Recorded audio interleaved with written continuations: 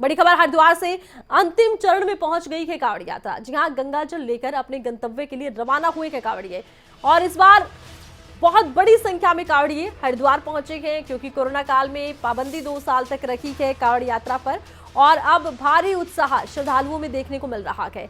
आंकड़ा इस बार 2 करोड़ 28 लाख कांवड़िए गंगा जल लेकर रवाना हुए हैं। बड़ा आंकड़ा है और हरिद्वार दिल्ली हाईवे पर कांवड़ियों का कब्जा हो गया है क्योंकि बड़ी संख्या में कांवड़िए यहां नजर आ रहे हैं और कांवड़िए कांवड़ लेकर पहुंच रहे हैं। खास व्यवस्थाएं हरिद्वार में की गई है।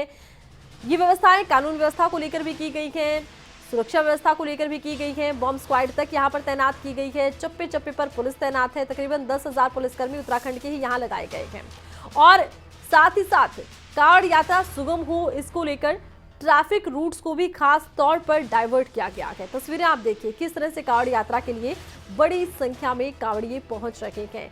करोड़ों की संख्या कांवड़ियों की इस बार पहुंची है हरिद्वार और जल लेकर कांवड़िए वापसी भी कर रहे हैं, पहुंच रहे हैं वापस अपने राज्यों को और देश भर से कांवड़िए हरिद्वार आते हैं कांवड़ यात्रा के दौरान और गंगा जल लेकर लौटते हैं। अपने आराध्य शिव को ये गंगा जल अपने अपने राज्यों में अपने अपने घरों के नजदीकी मंदिरों में चढ़ाते हैं। 2 करोड़ 28 लाख कांवड़िए गंगा जल लेकर रवाना।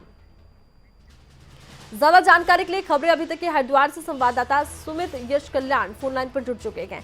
जी सुमित, जानकारी दीजिए कि इस बार कितना अलग है कांवड़ियों का ये मेला।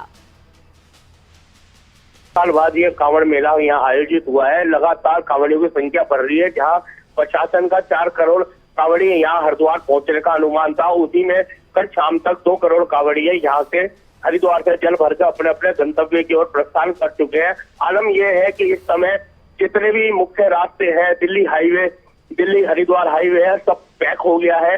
कांवड़ियों के लगातार डाक कांवड़ और बाइकर के ग्रुप आ रहे हैं, जिनसे पूरी भीड़ की स्थिति बनी हुई है। जी, तो ये जो भीड़ की स्थिति है इससे निपटने के लिए प्रशासन की तरफ से कहा गया था खास तैयारियां की गई हैं। प्रशासन की तैयारियां क्या काफी नजर आती हैं या कहीं कोई कमी भी दिखी?